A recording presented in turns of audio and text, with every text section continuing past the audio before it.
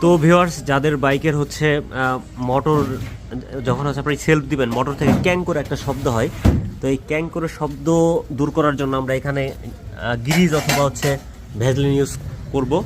তো এখানে Vaseline use করাই ভালো, কারণ ভ্যাসলিন ভালো টেকসই হয়। তো আমরা হচ্ছে ভ্যাসলিন দিব। দেখবেন যে আপনি যখন সেলফ দিবেন তখন ক্যাং করে একটা শব্দ হয়।